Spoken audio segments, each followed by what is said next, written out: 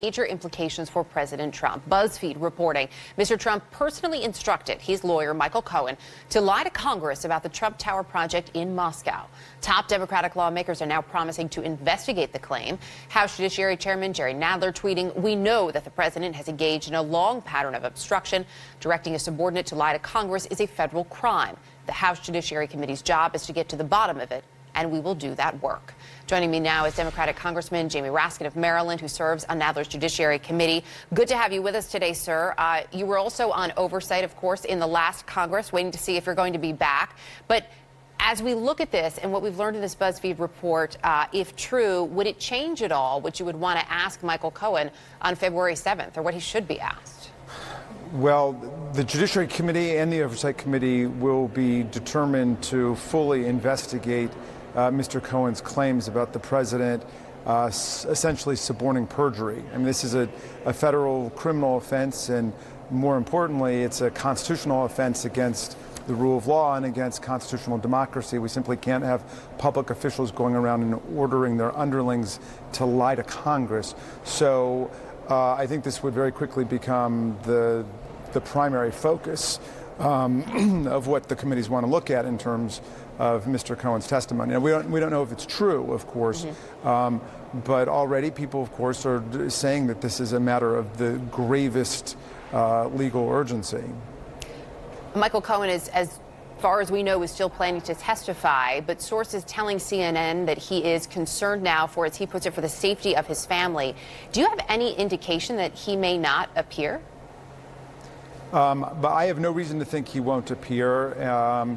And, you know, we would clearly do whatever we can within our power to make sure that he is secure and safe when he comes to Hill. And, you know, I don't know what other provisions can be made to guarantee his safety. I've never seen a situation like that before, at least since I've been in Congress for the last couple of years. But obviously, we would do whatever we can to make sure that no witness who appears before the U.S. Congress suffers any kind of retaliation. As we look at all of this, your Democratic colleague, Congressman Joaquin Castro, tweeting, "If the BuzzFeed story is true, President Trump must resign or be impeached." Before joining Congress, you taught constitutional law. So if the president did, in fact, tell Michael Cohen to lie to Congress, is that an impeachable offense?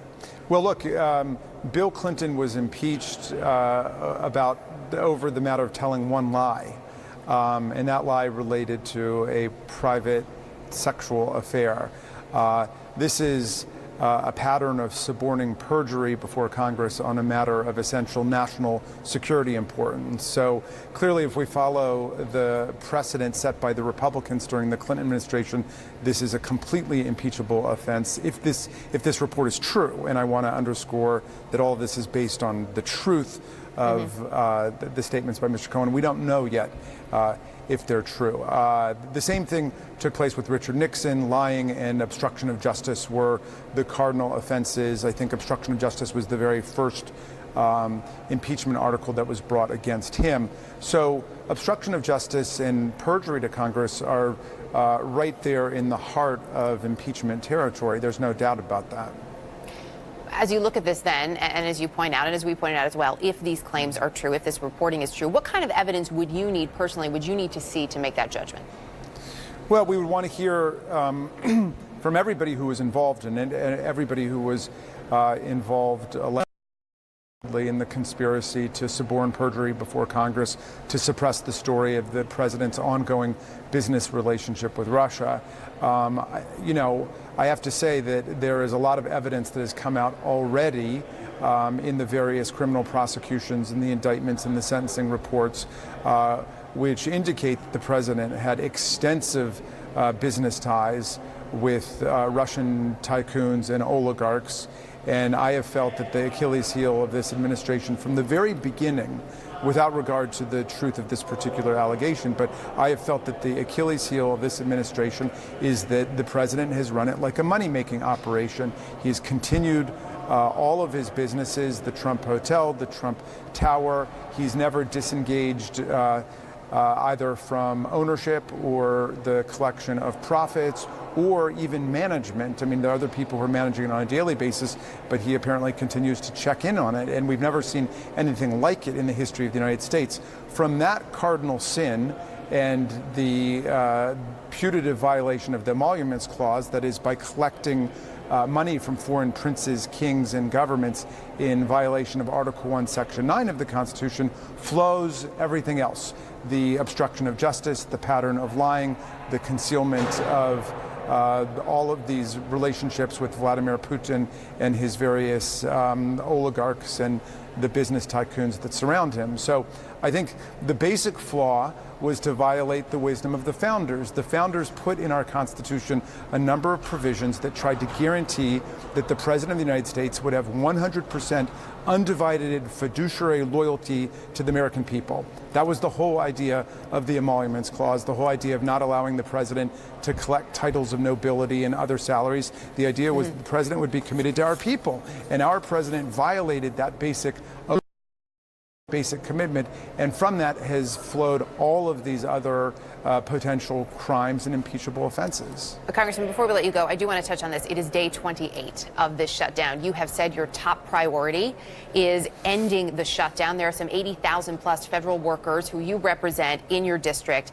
We're now looking at a full month of people not getting paid, some of them working anyway, as we know. And there is this political tit for tat going on. What is more important today? A political win or people being able to feed their families? And what are you willing to give? Oh, well, we have voted 9 times to reopen the government of the United States. We have accepted the Republican bills that passed overwhelmingly in the GOP-controlled Senate to reopen the government. And we passed legislation to reopen the Department of State, the Department of Commerce, HUD, the Department of Justice, Agriculture, Interior, you name it. We have passed those repeatedly now. We are begging the president to come to the table and reopen the government of the United States. It is hurting our people in very serious ways. I do have tens of thousands of constituents who are air traffic controllers. They are scientists at the FDA. They are researchers at NOAA. They are clerks. They are doctors. They are lawyers.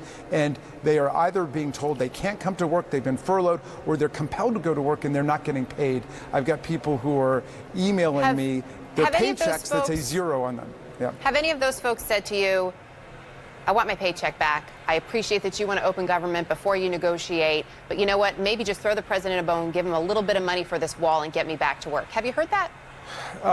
Actually, to the extent that people address it, what they are saying is open the government, but they also say we will not be held hostage as a people, we will not be held hostage as a workforce over a policy dispute. Because once we go down this road of giving in to political blackmail and extortion by the president, and we're unprecedented area here, as with so many other things with this president.